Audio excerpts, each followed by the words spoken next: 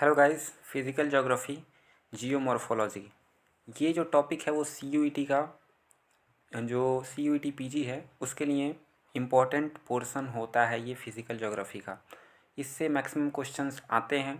तो CUET PG के लिए मैं आप सबके बीच उपस्थित हूँ वीडियो लेके।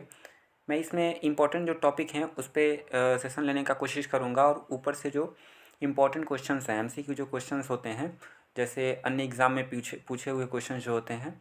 और CUET चूँकि पिछले 2 साल से ही करा रहा है तो उसके तो उतने सारे प्रश्न आपको मिलेंगे नहीं, लेकिन नेट JRF, UPSC, UPPCS इन सारे क्वेश्चंस को ही कंबाइन करके यहाँ पे क्वेश्चंस दिए जाते हैं। ठीक है, तो अगर आप टॉपिक को अच्छे से पढ़े हुए हैं, फैक्ट एंड फिगर आपको सारी चीज़ें पता हैं, तो आप यहाँ पे एक भी क्वेश्चन आपका किसी भी टॉपिक से नहीं छूटने वाला है। तो मैं यहाँ पे कोशिश करूँगा कि हर एक टॉपिक का जो भी इम्पोर्टेंट फैक्ट्स फिगर हैं और जो कंसेप्ट हैं उसको मैं यहाँ पे आपको बता सकूँ।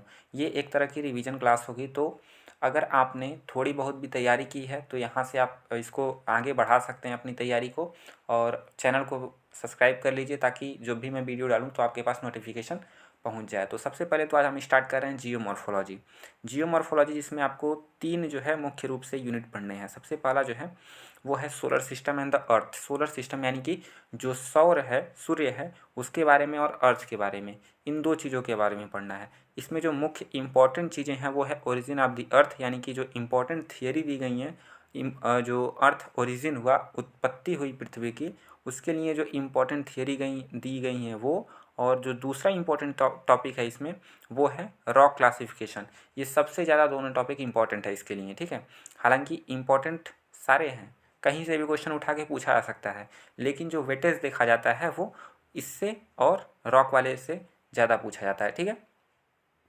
इसी तरह जो एंडोजेनिक प्रोसेस है, एंडोजेनिक प्रोसेस में आपको ये fold, fault, dome and their resultant landform से भी ज़्यादा क्वेश्चन पूछे जाते हैं।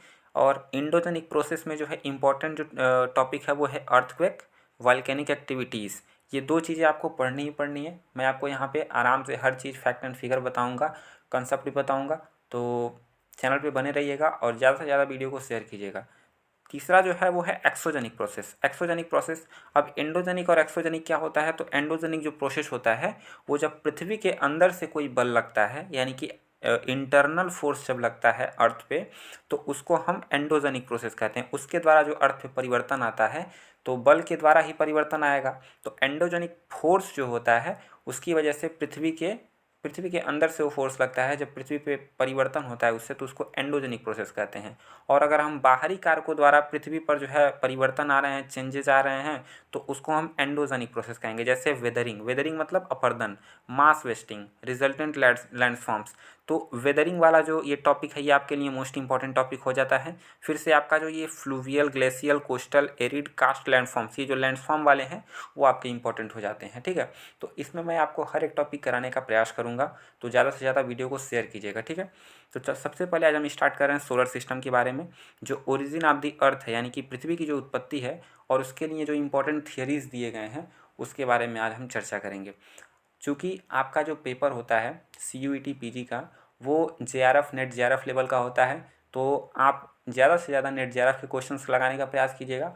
और बहुत हद तक जो स्टेट PCS के एग्ज़ाम होते हैं उन सब के क्वेश्चंस लगाने का भी प्रयास कीजिएगा, क्योंकि CUET का लेवल उन सब लेवल को टच करता है।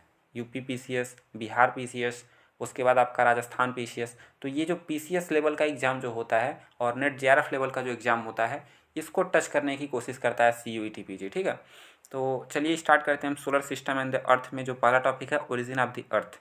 ज़्यादा जो है मैं आपको बहुत ज़्यादा इसमें कंसेप्ट बताने वाला नहीं हूँ, एक तरह से रिवीजन क्लास है। तो आप केवल फैक्ट एंड फिगर, आप एक कलम कॉपी लेके बैठेंगे, उस पर लिखते चलेंगे ताकि आपके दिमाग में वो फीड होता चले। ठीक है, एक बार फिर रिवीजन करेंगे उसको तो आपको बैठ जाएगा, फिर आपका क्वेश्चंस बनेंगे। ठीक है, चलिए स्टार्ट करते हैं। अब देखिए, जो ग्रह की उत्पत्ति है, यानी कि जो प्लैनेट्स की जो ओरिजिन है, उसके संबंध में सबसे पहली जो परिकल्पना है वो एक फ्रांसीसी वैज्ञानिक थे, कामते द बफन। ठीक है, ये नाम पूछा गया है। कामते द बफन कौन थे? कामते द बफन जो है सर्वप्रथम प्लेनेट की जो ओरिजिन हुआ है, ओरिजिन ऑफ प्लेनेट के बारे में सर्वप्रथम जो परिकल्पना दिए थे, हाइपोथेसिस दिए थे, सबसे पहले तर्कपूर्ण परिकल्पना किसने दिया था? कामतेद बफन ने दिया था। ठीक है, कब दिया था? तो 1749 में। ये फैक्ट बेस्ड क्वेश्चन, मैं ज़्यादा से ज़्यादा इसमें आपको फैक्ट बेस्ड क्वेश्चन ही कराने का कोशिश करूँगा, क्योंकि आपने कंसेप्ट तो बहुत पढ़ा होगा, लेकिन अगर आपका पेपर निकलेगा तो केवल और केवल फैक्ट से निकलेगा, क्योंकि हर एक क्वेश्चन में अगर कंसेप्ट दिया भी गया है तो उसमें फैक्ट जोड़ दिया जाता है। ठीक है, तो आप फैक्ट से दूर मत भागिए, ज़्यादा से ज़्यादा फैक्ट को भी ध्यान दीजिए। ठीक है, जर्मन दार्शनिक इमैनुअल कांट, जो इमैनुअल कांट थे, उन्होंने 1754-55 ईस्वी में ग्रहों की उत्पत्ति से संबंधित सिद्धांत दिया, जिसे 1796 ईस्वी में गणितज्ञ लाप्लास ने संशोधित किया। अब देखिए, दो और जो है दार्शनिकों के नाम आते हैं, भूगोलवेत्ताओं के नाम आते हैं, कि इमैनुअल कांट और एक लाप्लास। तो जब इमैनुअल कांट ने अपनी थियरी दी थी 54-55 में 1700, तो लाप्लास ने उसी में फिर संशोधन करके 1796 में एक और थियरी दे दी। ठीक है, यह सिद्धांत निहारिका परिकल्पना, नेबुलर हाइपोथेसिस कहलाता है। तो अगर पेपर में आपके आता है कि नेबुलर हाइपोथेसिस किसने दिया है, तो नेबुलर हाइपोथेसिस में अगर इमैनुअल कांट है तो आप इमैनुअल कांट पे टिक लगाएंगे। ठीक है, अगर इमैनुअल कांट ऑप्शन में नहीं आता है तब आप लाप्लास पे जाएंगे। ठीक है, तो जो निहारिका परिकल्पना है, नेबुलर हाइपोथेसिस है, उसके नाम से इसको जाना जाता है। कैसे क्वेश्चन पूछेगा आपके एग्जाम में? जैसे एक तरफ आपको दे देगा कि इधर आपकी सारी परिकल्पना यानी कि हाइपोथेसिस के नाम दे देंगे, इधर आपके दे देंगे उसके प्रोफाउंडर के नाम, यानी कि किसने वो थियरी दी थी, परिकल्पना दी थी, और आपको जो है फिर यहाँ पे मैच करना पड़ेगा सही वाला। ठीक है, ऐसे करके ऐसे आपसे क्वेश्चन पूछेगा। आगे देखते हैं, ग्रहों की उत्पत्ति में भाग लेने वाले तारों की संख्या के आधार पर वैज्ञानिक संकल्पनाओं के दो वर्गों, एक तारक या अद्वैत संकल्पना या जिसको मोनिस्टिक कॉन्सेप्ट, तथा द्वैतारक या द्वैतवादी संकल्पना जिसको हम डुअलिस्टिक कॉन्सेप्ट या बाइनरी हाइपोथेसिस में विभाजित किया गया है। ठीक है, यानी कि जो ओरिजिन हुई है ग्रहों की, वो एक तारे से अगर हुई है तो उसको हम कहते हैं अद्वैतवादी संकल्पना। क्या कहते हैं? अद्वैतवादी संकल्पना। कुछ वैज्ञानिक मानते हैं कि एक तारे से हुई है, जो उसको अद्वैतवादी संकल्पना कहा जाता है। कुछ वैज्ञानिक मानते हैं कि द्वैतारक यानी कि दो तारों से हुई है और अर्थ की जो उत्पत्ति है या फिर किसी भी ग्रह की उत्पत्ति, तो उसको डुअलिस्टिक कंसेप्ट या बाइनरी हाइपोथेसिस कहते हैं। ठीक है, अद्वैतवादी संकल्पना के अंतर्गत कांट की वायव्य राशि परिकल्पना तथा लाप्लास की निहारिका परिकल्पना अधिक प्रसिद्ध हुई हैं। दो आपको याद रखना है, अद्वैतवादी संकल्पना और एक जो है निहारिका परिकल्पना। अद्वैतवादी संकल्पना के अंतर्गत कांट की वायव्य राशि परिकल्पना और लाप्लास की निहारिका परिकल्पना, दो आपको याद रखना है। ओके, तो जो इमैनुअल कांट थे, उन्होंने सबसे पहले वायव्य राशि परिकल्पना दी। वायव्य राशि परिकल्पना में ही थोड़ा सा संशोधन करके लाप्लास ने उसी को निहारिका परिकल्पना नाम दिया, जो मैंने आपको ऊपर अभी बताया था। तो ये दोनों लोगों का नाम लिख के आप इनके जो इन्होंने हाइपोथेसिस दिया इसको लिख सकते हैं। अद्वैतवादी संकल्पना के अंतर्गत चैम्बरलिन, मोल्टन की ग्रहाणु परिकल्पना। पूछ सकता है अद्वैतवादी और द्वैतवादी इन दोनों में से कौन सा जो है परिकल्पना द्वैतवादी और कौन सा अद्वैतवादी है। तो जो चैम्बरलिन और मोल्टन थे, उन्होंने ग्रहाणु परिकल्पना यानी कि जो प्लेनेटेशिमल हाइपोथेसिस दिया। जेम्स जीन्स एवं सर हेरोल्ड जेफरी की ज्वारीय परिकल्पना, टाइडल हाइपोथेसिस। H.N. रसेल का द्वैतारक सिद्धांत। ये जो है, ये जो तीनों हैं, ग्रहाणु परिकल्पना, 1 सेकेंड, ये ग्रहाणु परिकल्पना जिसको चैम्बरलिन और मोल्टन ने दिया था। उसके बाद यहाँ पे आपका जेम्स जीन्स और सर हेरोल्ड जेफरी के द्वारा ज्वारीय परिकल्पना जिसको टाइडल हाइपोथेसिस कहते हैं, और H.N. रसेल का द्वैतारक सिद्धांत, ये जो बाइनरी स्टार थियरी है। तीन लोगों का नाम आपको इसमें याद रखना है, जो इम्पोर्टेंट है वो मैं यहाँ पे आपके बीच उपस्थित किया हूँ। ब्रह्मांड की उत्पत्ति का सबसे आधुनिक सिद्धांत विस्तारवादी या महाविस्फोटक सिद्धांत। अब ये भी पूछ सकता है कि सबसे मॉडर्न जो थियरी है वो क्या है ब्रह्मांड की उत्पत्ति की, तो वो है बिग बैंग थियरी, महाविस्फोटक सिद्धांत। आप लोगों ने पढ़ा होगा। इस सिद्धांत का प्रतिपादन जॉर्ज लेमेंथेरे। फैक्ट आपको याद रखना है कि किसने इस सिद्धांत का प्रतिपादन किया था, यानी कि प्रोफाउंडर का नाम था जॉर्ज लेमेंथेरे थे। ठीक है, जिन्होंने 1894 से 1966 के जीवन काल में अपने 1927 में क्या किया था, इन्होंने बिग बैंग थियरी दिया था। ठीक है, 1927 ईस्वी में, जिसे वर्ष 1949 में फ्रेड होयल द्वारा बिग बैंग नाम दिया था। उन्होंने कौन सा सिद्धांत दिया? महाविस्फोटक सिद्धांत। और बिग बैंग इसको किसने नाम दिया? बिग बैंग मतलब बड़ा सा किसी चीज़ में बैंग हो जाना, यानी कि फट जाना। ठीक है, यानी कि ये किसने दिया था? तो फ्रेड होयल ने नाम दिया था। ऐसे भी क्वेश्चन पूछे जा सकते हैं। इस फैक्ट को, सारे फैक्ट को आप कैजुअली मत लीजिएगा, आप इसको लिखते चलिएगा। एक बार अगर आप लिखे रहेंगे तो आपके एग्जाम में अगर आता है तो आपके दिमाग में तुरंत आ जाएगा। बाद में रॉबर्ट वेगनर ने वर्ष 1967 में इस सिद्धांत की व्याख्या प्रस्तुत की। वह अवस्था जब संपूर्ण ब्रह्मांड एक गर्म एवं सघन बिंदु पर आज से 13.7 से 13.8 अरब वर्ष पूर्व केंद्रित था। तो इनके कहने का मतलब क्या था कि किसी एक ही स्थान पे छोटे से एक पूरे जो है ब्लैक होल, इसको हम ब्लैक होल कह सकते हैं, एक छोटे एवं गर्म सघन बिंदु पर पूरा ब्रह्मांड उपस्थित था। कब? सब 13.7 अरब वर्ष पहले। ठीक है, यहाँ पे उपस्थित था। अत्यधिक संकेंद्रण के कारण बिंदु में आकस्मिक विस्फोट हुआ। तो एकाएक जब इस छोटे से बिंदु में विस्फोट हुआ तो इसका जो डेंसिटी थी, जो इसका घनत्व था, इतना घना था ये कि जब विस्फोट हुआ तो उससे क्या हुआ, जो ब्रह्मांडीय पदार्थ थे, जो जो ब्रह्मांड में जो भी पदार्थ थे, जो वो छोटा सा बिंदु था, जो सारे पदार्थ वहाँ पे एकत्रित थे, वो चारों ओर फैल गए जब इसमें विस्फोट हुआ। तो और यह पदार्थ ही विभिन्न गैलेक्सी के रूप में दृश्य है। आज जो हम गैलेक्सी देखते हैं, अपना आकाशगंगा जो गैलेक्सी है वो देखते हैं, इसी तरह बहुत सारी गैलेक्सी ब्रह्मांड में हैं। तो गैलेक्सियों के अनंत समूह का सम्मिलित रूप ही ब्रह्मांड है। ओके, अवलोकनीय ब्रह्मांड में अनुमानतः 100 से 200 अरब गैलेक्सी हैं। तो कितने गैलेक्सी हैं? तो 100 से 200 अरब गैलेक्सी हैं। प्रत्येक गैलेक्सी में अनुमानतः 100 अरब तारे हैं। तो 100 अरब तारे जो है वो प्रत्येक गैलेक्सी में, हर एक गैलेक्सी में 100 अरब तारे हैं। अब मैं आपको बताऊं, जो यहाँ पे 100 से 200 अरब गैलेक्सी हैं, अब हम इसमें से एक गैलेक्सी को यहाँ पे उठाते हैं और इस एक गैलेक्सी में आप पाएंगे कि 100 अरब तारे हैं। 100 अरब जो है वो तारे हैं और इस 100 अरब तारों में अपना एक जो तारा है वो है सूर्य। ओके, सन। और इस सूर्य में जो है वो 8 ग्रह आपको देखने को मिलते हैं। उस 8 ग्रह में से एक आपका अर्थ है, यानी कि आप अर्थ के एक छोटे से प्राणी हैं और ये ब्रह्मांड कितना बड़ा है आप इससे अंदाज़ा लगा सकते हैं। ठीक है, हालांकि यह संख्या अधिक भी हो सकती है। हमारी गैलेक्सी जो है जिसमें हमारा सौर मंडल स्थित है उसे मंदाकिनी या आकाशगंगा, क्या कहते हैं उसको, मंदाकिनी कहेंगे या फिर आकाशगंगा कहेंगे, या दुग्ध मेखला जिसको मिल्की वे भी कहा जाता है। हमारी आकाशगंगा में लगभग 100 से 400 अरब तारे हैं। 100 से 400 अरब। जो मंदाकिनी है उसमें 100 से 400 अरब तारे हैं। अनेक प्रकार के दृश्य होती हैं, जैसे अंडाकार, सर्पिलाकार, अनियमित आकार, मतलब किसी भी तरह का जो है मंदाकिनी आकाशगंगाएँ हो सकती हैं। ठीक है, एंड्रोमीडा, ये जो नाम है एंड्रोमीडा, वो हमारी आकाशगंगा के सबसे निकट की आकाशगंगा है। यानी कि जो एंड्रोमीडा, आपको याद रखना है कि जो ये आकाशगंगा है, हमारी आकाशगंगा का नाम मंदाकिनी, और मंदाकिनी के पास में जो एक अलग से जो आकाशगंगा है, जो गैलेक्सी है, उसका नाम एंड्रोमीडा है। ठीक है, तो एंड्रोमीडा के सबसे निकट की आकाशगंगा है मंदाकिनी, यानी कि मंदाकिनी के पास ही हमारा ये एंड्रोमीडा है, जो हमारी आकाशगंगा से लगभग 2.5 मिलियन वर्ष दूर स्थित है। अब प्रकाश वर्ष क्या होता है? तो प्रकाश एक साल में जितनी दूरी तय कर सकता है उसको हम एक प्रकाश कहेंगे। ठीक है, एक प्रकाश वर्ष कहेंगे। तो प्रकाश की चाल कितनी होती है? तो प्रकाश की चाल 3 × 10⁸, 3 × 10⁸ मीटर प्रति सेकंड, यानी कि एक सेकंड में इतने जो है मीटर जो है वो प्रकाश चलता है। अब ये जो है एक साल में जितनी दूरी तय करेगा उसको हम एक प्रकाश वर्ष कहेंगे, यानी कि प्रकाश वर्ष किसका मात्रक है? दूरी का मात्रक है।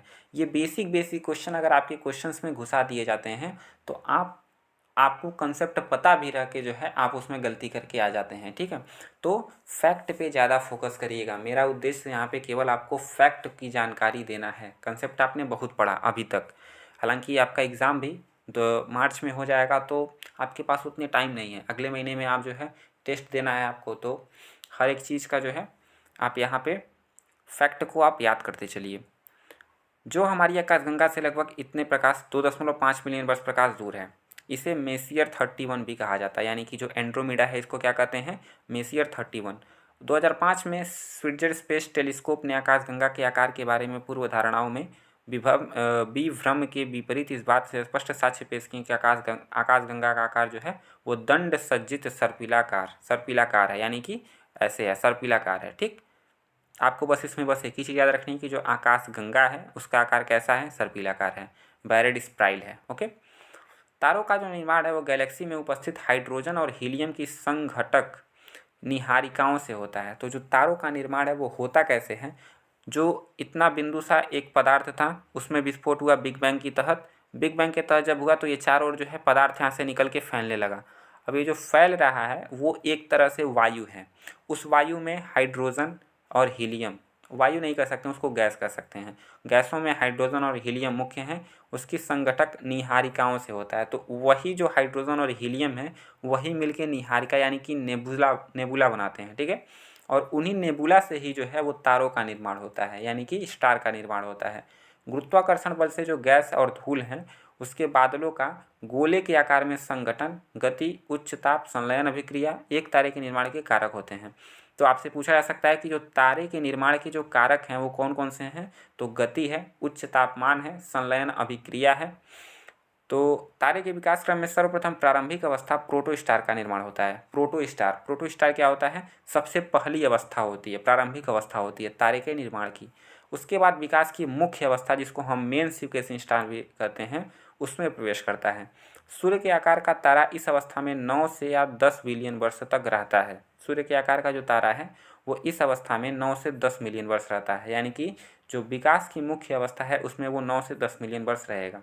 इसके बाद तारे का हाइड्रोजन ईंधन विनष्ट होने लगता है और वह मृत्यु की ओर अग्रसर होता है। किसी तारे की जीवन अवधि इसके आकार पर निर्भर करती है, यानी कि जितना बड़ा जो है वो उसका आकार होगा उतनी अवधि उसकी बड़ी होगी। सूर्य के आकार यानी कि 1 सोलर मास के तारे की अवधि लगभग 9 या 10 मिलियन वर्ष होती है। जो सूरज अपना आप देखते हैं वो जिस आकार का है उस आकार के जो तारे होते हैं उनका जो एज होता है एक तरह से आप कह सकते हैं तो वो 10 मिलियन वर्ष होता है। तारा जितना बड़ा होता जाएगा जीवन अवधि उतनी कम होती जाएगी। तारा जितना मतलब उसका आकार में अगर बड़ा हो रहा है तो उसकी जो है जीवन अवधि कम होती जाएगी। जैसे जैसे तारे बूढ़े होते हैं वो बड़े होते जाते हैं, ठीक है। सूर्य से 100 गुना या अधिक बड़े तारे जिसकी सतह का तापमान 30,000 केल्विन से अधिक हो की अवधि सिर्फ कुछ मिलियन वर्ष ही होती है।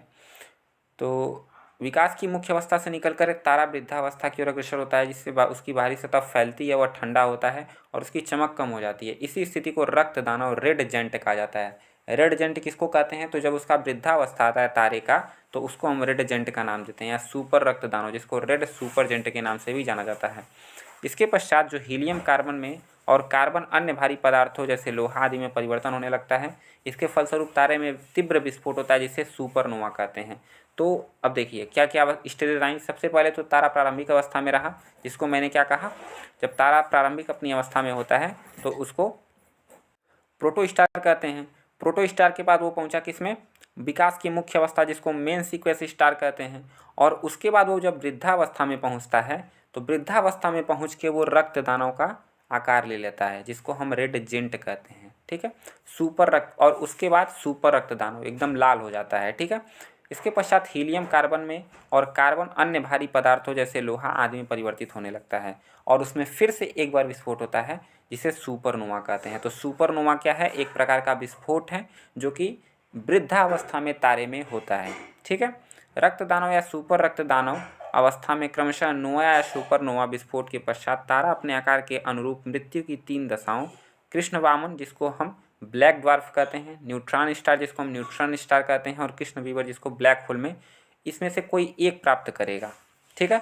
या तो सुपरनोवा जब विस्फोट होगा, अब जैसे देखिए मान लीजिए सुपरनोवा है, जब इसमें विस्फोट होगा, जो सुपरनोवा है जब इसमें विस्फोट होगा तो 3 अवस्थाएं बनेंगी, एक कृष्ण वामन की या न्यूट्रॉन स्टार की या फिर कृष्ण वीवर की, या तो ब्लैक होल, ब्लैक ड्वार्फ या न्यूट्रॉन स्टार। इन तीनों में से कोई एक उसके बाद तारा जो है उसमें तब्दील हो जाएगा। अब ये तीनों क्या होते हैं, कृष्ण वामन, न्यूट्रॉन स्टार या कृष्ण वीवर, इसको देखेंगे। हालांकि आपको पूरा जो है सोलर सिस्टम पढ़ना है तो आपको इसको स्किप नहीं कर सकते हैं। सूर्य सदृश छोटे तारे रक्तदानों अवस्था के पश्चात नोवा विस्फोट के बाद यदि अवशेष सौरिक द्रव्यमान के 1.44 गुने की सीमा के अंदर होगा तो वो श्वेत वामन बनेगा। मतलब अगर सूर्य जैसे जो छोटे तारे होते हैं, अगर वो रक्तदानों की अवस्था में आते हैं, उसमें जो है विस्फोट होता है, नोवा विस्फोट होता है, और तब भी यदि उनका अवशेष जो सौरिक द्रव्यमान है, जो उनका मास है, अगर वो 1.44 गुने की सीमा से के अंदर होगा। अब जो है यहाँ पे देखिए सौरिक द्रव्यमान कह रहा है। सौरिक द्रव्यमान मतलब सोलर मास, जो सूर्य का द्रव्यमान है। जैसे मान लीजिए एग्जाम्पल के रूप में अगर सूर्य का द्रव्यमान जो है वो 10 kg है, ठीक है। सूर्य का द्रव्यमान अगर 10 kg है तो अगर किसी अन्य तारे का जो द्रव्यमान है वो 10 गुणे 1.44 10 गुणे 1.44 kg से अगर कोई छोटा तारा है, तो उसका जो है वो श्वेत वामन में तब्दील हो जाएगा, वाइट ड्वार्फ में तब्दील हो जाएगा। और ये 1.44 जो है उसको सौरिक द्रव्यमान को चंद्रशेखर सीमा यानी कि चंद्रशेखर लिमिट के नाम से जाना जाता है। ठीक है, जो मध्यम आकार के तारे होते हैं वो सुपर रक्तदानव अवस्था के बाद, सुपरनोवा विस्फोट के बाद अवशेष अगर इतने से 3 सौरिक द्रव्यमान तक रहने वाले न्यूट्रॉन तारे अथवा पल्सर के रूप में परिवर्तित हो जाते हैं। अब देखो यहाँ पे क्या है, अगर सूर्य के द्रव्यमान से 1.44 जो सौरिक द्रव्यमान है उससे 1.44 गुना अगर उससे बड़ा आकार है उसका, तो वो किस में तब्दील होगा, वो न्यूट्रॉन तारे में या फिर पल्सर में परिवर्तित हो जाएगा। नाम आपको याद रखना है, न्यूट्रॉन तारा। ओके, और अगर सबसे बड़े आकार के तारे हैं तो अगर सुपरनोवा में विस्फोट होता है तो उसके बाद वह 3 सौरिक द्रव्यमान से अधिक अवशेष वाले तारे कृष्ण बीवर या ब्लैक होल में परिवर्तित हो जाते हैं। यानी कि सूर्य का जितना द्रव्यमान है वो, और उसमें 1.44 का आप गुणा कर दीजिए, 1.44 का गुणा कर दीजिए। अगर उससे बड़े, बहुत बड़े आकार का तारा है तो आप कह सकते हैं वो ब्लैक होल में तब्दील हो जाएगा। ब्लैक होल, भारतीय अमेरिकी भौतिकविद सुब्रमण्यम चंद्रशेखर ने 1930 में 1.44 सौरिक द्रव्यमान की वह सीमा निश्चित की थी जिसके अंदर के तारे श्वेत वामन बनते हैं। यहाँ से पढ़िएगा, जो अपने सुब्रमण्यम चंद्रशेखर हैं 1930 में उन्होंने क्या दिया, 1.44 सौरिक द्रव्यमान, मतलब सूर्य का द्रव्यमान और उसमें 1.44 का मल्टीप्लाई, यानी कि जो मास है किसका, सन का, उसमें 1.44 से जब हम गुणा कर देते हैं तो उसी को हम क्या कहते हैं, चंद्रशेखर सीमा कहा जाता है इसी को। तो यदि जिसके अंदर तारे जो है श्वेत वामन बनते हैं, अगर वो 1.44 से नीचे है तब उसके ऊपर के जो अवशेष द्रव्यमान वाले तारे हैं वो न्यूट्रॉन स्टार या कृष्ण बीवर या ब्लैक होल के रूप में परिवर्तित होते हैं। ध्यान रहे कि 1.44 सौरिक द्रव्यमान की चंद्रशेखर सीमा नोवा या सुपरनोवा विस्फोट के बाद बचे अवशेष तारे के द्रव्यमान से सुनिश्चित होती है। ओके, पूर्णतः निश्चित नहीं है कि विकास की मुख्य अवस्था का किस आकार का तारा विस्फोट के बाद 1.44 सौरिक द्रव्यमान की सीमा के अंदर अवशेष के रूप में बचता है, किंतु ऐसा माना जाता है कि 8 गुने आकार तक के तारे में विस्फोट के बाद लगभग 1.44 सौरिक द्रव्यमान के बराबर अवशेष बचता है, और इससे बड़े तारे का अवशेष 1.44 सौरिक द्रव्यमान से अधिक होता है। इन्हीं तारे को ब्लैक होल बनने की संभावना होती है। ठीक है, यानी कि अगर सूर्य के आकार से 8 गुना आकार अगर किसी तारे का है तो वो ब्लैक होल बनेगा। ठीक है, सिंपल इसका कहने का मतलब ये है। ब्लैक होल का उच्च गुरुत्वाकर्षण तारे के संपूर्ण अवशेष को अपने अंदर समा लेता है। ब्लैक होल में जो गुरुत्वाकर्षण बल होता है, जो ग्रेविटेशनल फोर्स होता है, वो इतना अधिक होता है कि वो प्रकाश को भी अपने अंदर से पास नहीं करने देता है। मैंने अभी आपको बताया कि प्रकाश की चाल 3 × 10⁸ मीटर प्रति सेकेंड है, लेकिन ये अपने अंदर से प्रकाश को भी नहीं जाने देता है। ब्लैक होल की गुरुत्वाकर्षण शक्ति, उसका जो डेंसिटी है उतना अधिक होता है। ठीक, तो यहाँ तक कि इसके पास से गुजरने वाली कोई भी वस्तु भी इसके गुरुत्वाकर्षण से बच नहीं सकती है। एस चंद्रशेखर ने जनवरी 1935 में लंदन की जो रॉयल एस्ट्रोनॉमी सोसाइटी की एक बैठक में अपना मौलिक शोध पत्र प्रस्तुत करते हुए बताया कि सफ़ेद बौने जो व्हाइट ड्वार्फ हैं, तारे एक निश्चित द्रव्यमान प्राप्त करने के बाद अपनी भार में और वृद्धि नहीं कर सकते हैं। भौतिकी के क्षेत्र में 1938 में नोबेल पुरस्कार डॉक्टर एस चंद्रशेखर और डब्ल्यू फाउलर को संयुक्त रूप में प्रदान किया गया था। ये पूछ सकता है कि जो नोबेल पुरस्कार है वो चंद्रशेखर को कब दिया गया था, तो 1983 में। सुपरनोवा विस्फोट के बाद तारा मृत्यु की दिशा को प्राप्त होता है, अतः सुपरनोवा एक मृत प्राय तारे के विस्फोट अवस्था है।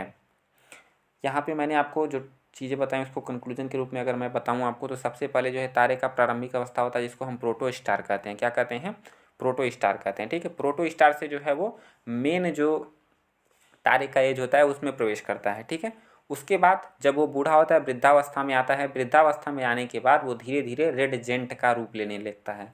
रेड जेंट मतलब लाल होने लगता है, बड़ा आकार में बड़ा होने लगता है। उसके बाद उसमें नोवा या सुपरनोवा विस्फोट होता है। ठीक, विस्फोट होने के बाद वो 3 रूपों में बटेगा, एक वाइट ड्वार्फ, एक इसमें न्यूट्रॉन तारा, और तीसरा जो है वो ब्लैक होल में। सबसे अधिक जो द्रव्यमान अगर जिसका रहेगा वो ब्लैक होल बन जाएगा। जिस तारे का द्रव्यमान सूर्य के द्रव्यमान के 8 गुने से अधिक होगा वो ब्लैक होल बन जाएगा। जिस तारे का द्रव्यमान सूर्य से कुछ अधिक होगा वो न्यूट्रॉन या पल्सर तारा बन जाएगा, और जिसका द्रव्यमान सूर्य के द्रव्यमान के 1.44 गुने से कम होगा वो जो है वो क्या बन जाएगा, वाइट ड्वार्फ बन जाएगा, बौना ग्रह बन जाएगा। ठीक है, सफ़ेद वामन बन जाएगा। तो ये जो है पूरा था ग्रहों का विकास कैसे होता है और उनकी मृत्यु कैसी होती है। यहीं पर जाके अंत में आके ब्लैक होल में ग्रहों की मृत्यु हो जाती है। ठीक है। सूर्य हमारी गैलेक्सी आकाशगंगा के तारों में से एक है, यानी कि जो सूर्य है वो क्या है, हमारी गैलेक्सी का एक तारा ही है। ठीक है। सुपरनोवा गैलेक्सी में स्थित प्रत्येक तारा इसके केंद्र की परिक्रमा करता है, यानी कि जो सूर्य है वो भी गैलेक्सी की परिक्रमा ही कर रहा है। गैलेक्टिक सेंटर जो है परिक्रमा कर रहा है। गैलेक्टिक केंद्र से लगभग 25.896 हजार प्रकाश वर्ष की औसत दूरी तथा लगभग 828,000 किलोमीटर प्रति घंटा औसत के गति के कारण सूर्य को एक परिक्रमा करने में लगभग 25 करोड़ वर्ष लगते हैं। इसमें आपको याद क्या रखना है, केवल 25 करोड़ वर्ष। पूछेगा कि ब्रह्मांड यानी कि जो आकाशगंगा है उसका चक्कर जो है वो सूर्य कितने समय में लगाता है, तो 25 करोड़ वर्ष में जो है वो एक चक्कर पूरा करता है।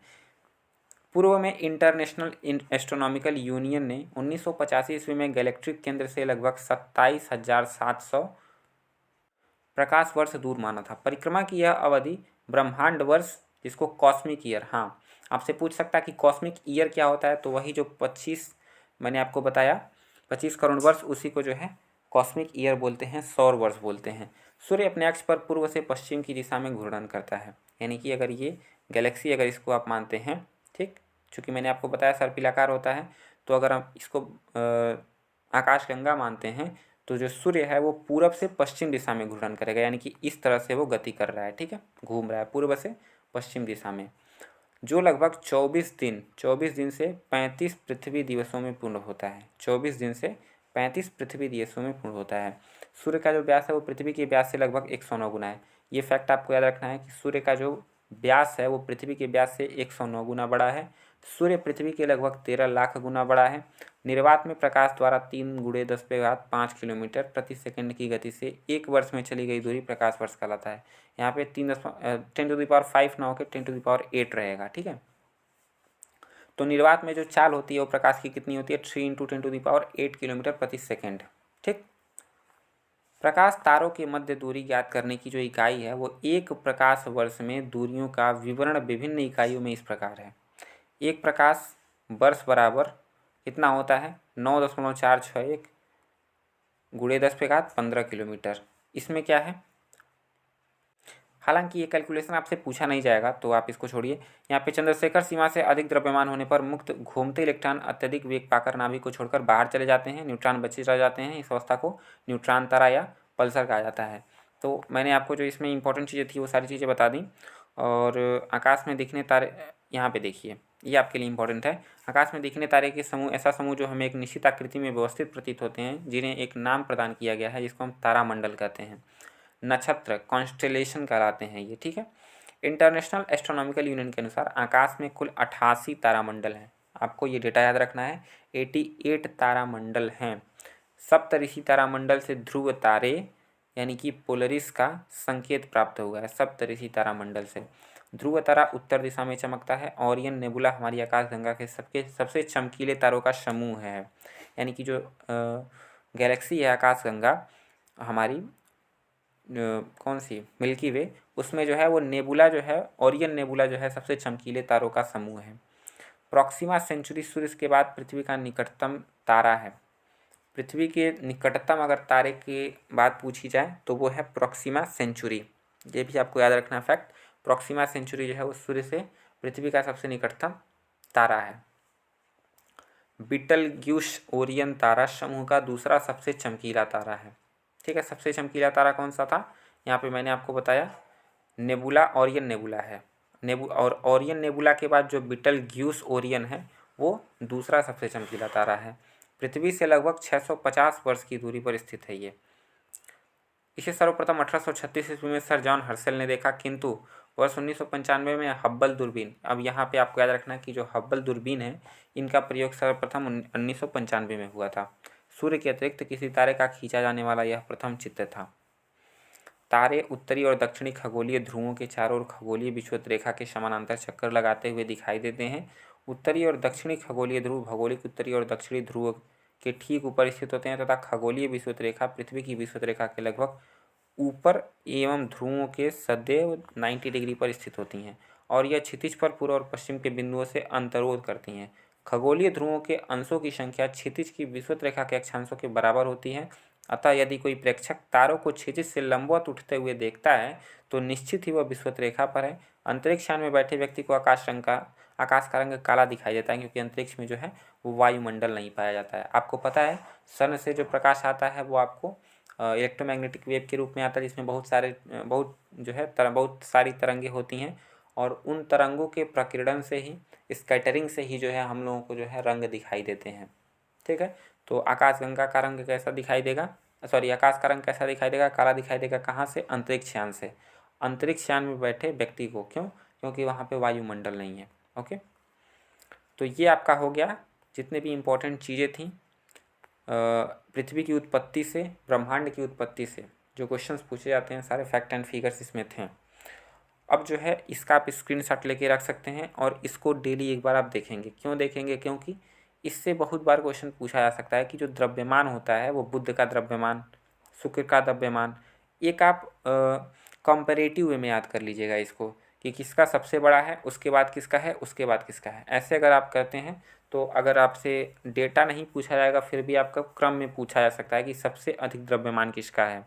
तो सबसे अधिक द्रव्यमान इसमें आप किसका बताएंगे? बृहस्पति का। 1898 गुणे 10⁻24 kg इसका द्रव्यमान है।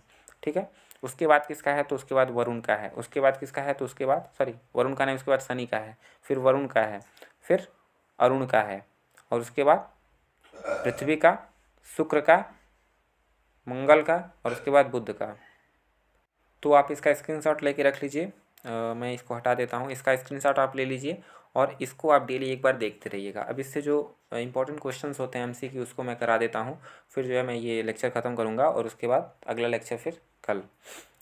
यहाँ पे जो क्वेश्चंस हैं वो कैसे पूछे जा सकते हैं वो आप देखिए। यहाँ पे महाविस्फोट सिद्धांत संबंधित है। तो जो महाविस्फोट सिद्धांत है वो किससे संबंधित है? तो ब्रह्मांड की उत्पत्ति से, हिमालय की उत्पत्ति से, महाद्वीपीय विस्थापन से, या ज्वालामुखियों के विस्फोट से। तो मैंने अभी आपको बताया जो ब्रह्मांड की उत्पत्ति है वो किससे मानी जाती है? विस्फोटक सिद्धांत से मानी जाती है। किसने दिया था? तो जॉर्ज लेमेन-तेरे ने।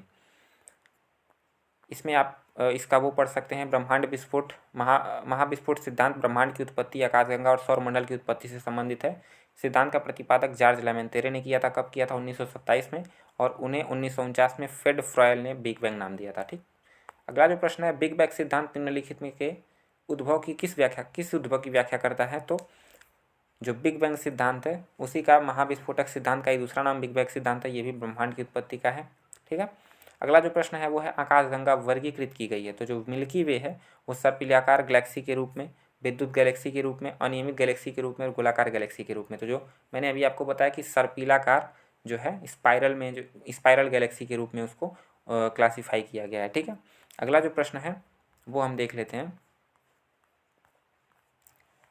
हमारी आकाशगंगा के केंद्र की परिक्रमा करने में सूर्य को समय लगता है। कितना समय लगता है? तो मैंने अभी आपको बताया एक जो है सौर वर्ष कितना है, एक जो सूर्य एक अपनी पूरे गैलेक्सी का चक्कर लगाने में कितना टाइम लेता है? तो वो 25 करोड़ वर्ष टाइम लेता है। ठीक है, 25 करोड़ वर्ष।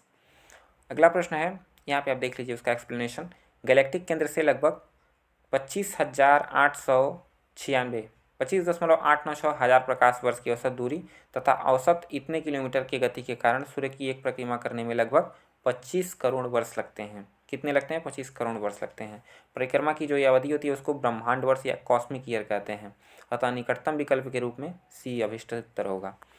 तारे का रंग सूचक है। तारे का जो रंग सूचक है वो सूर्य से दूरी का, उसकी पृथ्वी से दूरी का, उसकी ज्योति का, उसके तापमान का।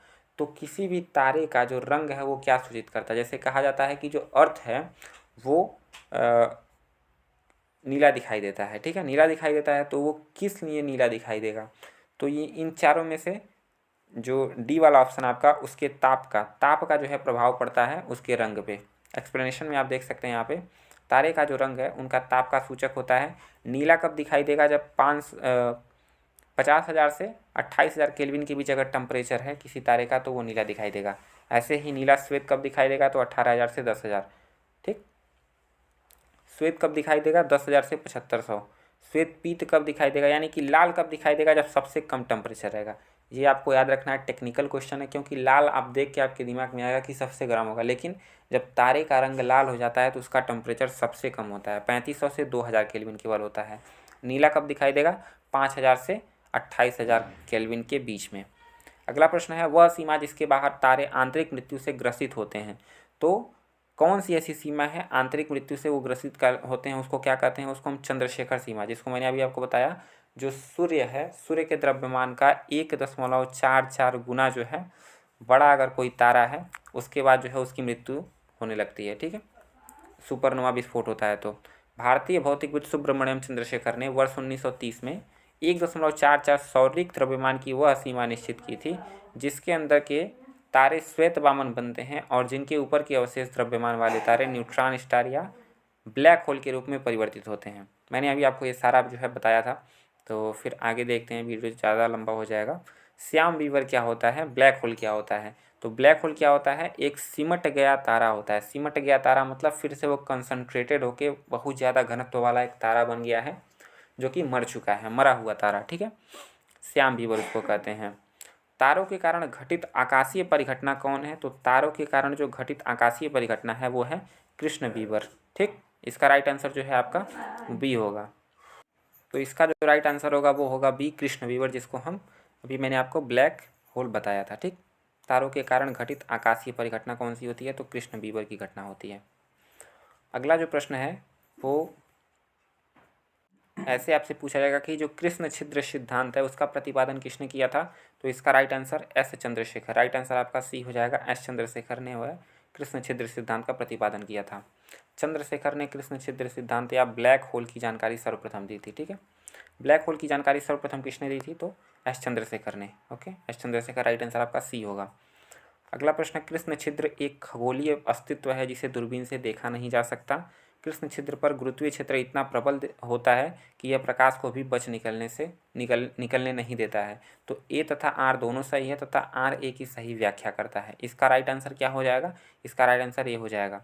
हालांकि देखिए, ब्लैक होल जो है वो ऐसा खगोलीय पिंड है जिसे दूरबीन से आप नहीं देख सकते हैं, चूँकि अब उसका रंग ब्लैक है तो आप उसको नहीं देख पाएंगे, और वो गुरुत्वीय क्षेत्र उसका इतना अधिक होगा कि वो प्रकाश को भी नहीं निकलने देगा। तो जब प्रकाश ही उस पर नहीं पड़ेगा तो प्रकाश आप कैसे उसको दूरबीन से देख पाएंगे? तो ए और आर दोनों सही है, और ए जो आर जो है वो ए का सही व्याख्या कर रहा है। अगला जो प्रश्न है वो है, ब्लैक होल अंतरिक्ष में एक पिंड है जो किसी भी प्रकार के विकिरण को बाहर नहीं आने देता है। इस गुण का कारण क्या है? तो इस गुण का कारण क्या है? उसका बहुत अधिक घनत्व, डेंसिटी उसका बहुत अधिक है, क्यों? इसीलिए वो जो है प्रकाश को बाहर नहीं निकलने देता है। ठीक है, अगला जो प्रश्न है तो प्रश्न नंबर 13, सुपरनोवा क्या है? तो सुपरनोवा एक प्रकार का मृतप्राय तारा होता है। मृतप्राय मतलब मरने वाला तारा, जो कि जब विस्फोट होता है सुपरनोवा में तभी जो है 3 स्टेजेस बनते हैं तारे के, मैंने आपको बताया था, और उसी अवस्था में जो है तारे मर जाते हैं। एक मृतप्राय तारा होता है। राइट आंसर आपका डी हो जाएगा। अगला प्रश्न है, हमारे अंतरिक्ष में कितने तारामंडल, कॉन्स्टेलेशन कितने हैं? तो कॉन्स्टेलेशन जो है वो आपके 88 हैं। राइट आंसर आपका बी होगा, मैंने अभी ये भी आपको बताया था। तो अगर आप जो चीज़ें मैंने आपको ऊपर बताई, अगर आपने उसको सुना होगा अच्छे से, तो यहाँ पे आप सारे क्वेश्चंस का आंसर दे पाएंगे। इंटरनेशनल एस्ट्रोनॉमिकल यूनियन के अनुसार आकाश में कुल 88 तारामंडल, जिसमें अधिकांश को दक्षिणी गोलार्ध से ही देखा जा सकता है। अब इसके पीछे क्या रीज़न है, दक्षिणी गोलार्ध से ही क्यों देखा जा सकता है, किसी नेक्स्ट वीडियो में हम बात करेंगे उस पर, क्योंकि वीडियो काफ़ी लंबी हो जाएगी। निम्नलिखित में से कौन सी खगोलीय वस्तु नहीं है? पल्सर, भंगूर तारा, कृष्ण मास्टर, क्वासर। तो इसमें जो राइट आंसर है वो कृष्ण मास्टर।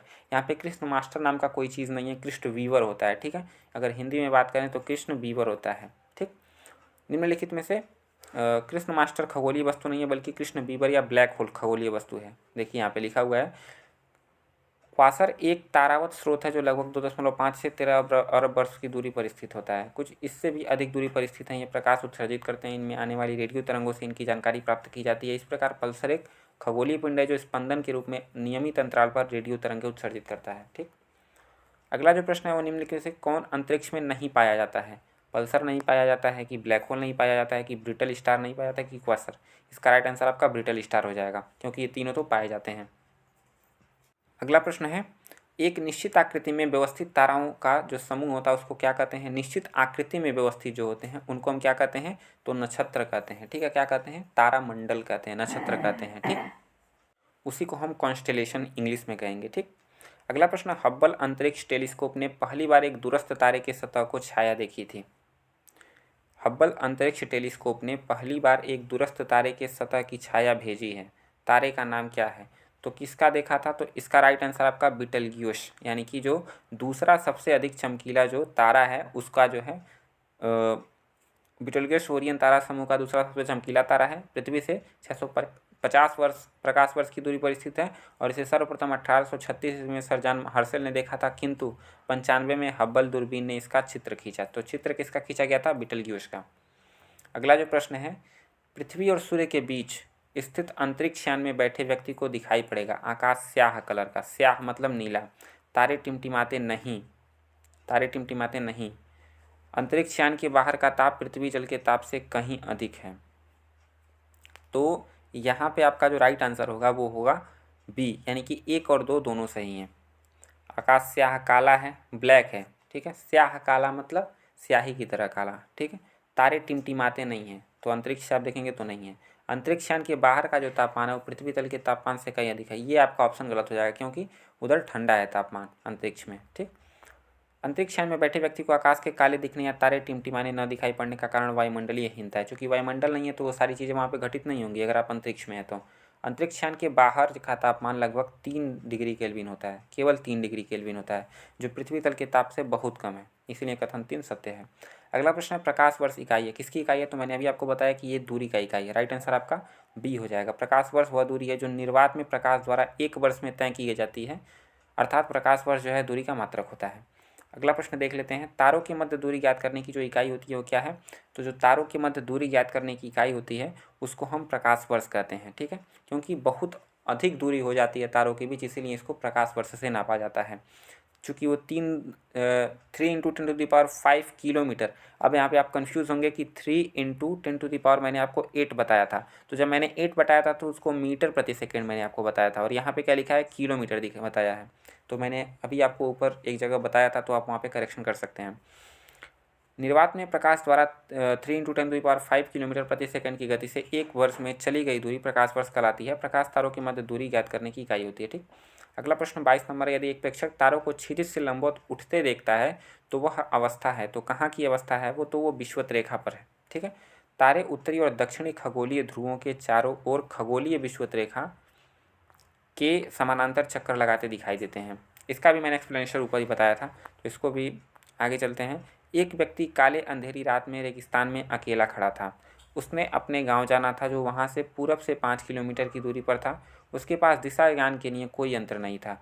उसने अपने ध्रुव तारे की पहचान लिया। अब उसको गांव पहुंचाने के लिए, मतलब टोटल इस क्वेश्चन का कहने का मतलब यही है कि ध्रुव तारा जो है वो किस दिशा में है। तो ध्रुव तारा उत्तर दिशा में है और उससे जो है वो अपने घर का रास्ता पता कर लेगा। ठीक है, अगला प्रश्न, जिस तारामंडल के तारे ध्रुव तारे की ओर संकेत करते हैं वह है, कौन सा तारा है वो? तो वो सप्तऋषि तारा है। क्या है? सप्तऋषि। राइट आंसर आपका ए हो जाएगा। अगला प्रश्न, निम्नलिखित में से कौन अंतरिक्ष शब्दावली से संबंधित नहीं है? तो जो बाइट होता है वो कंप्यूटर से संबंधित है। ठीक, यानी कि यही आपका राइट आंसर हो जाएगा।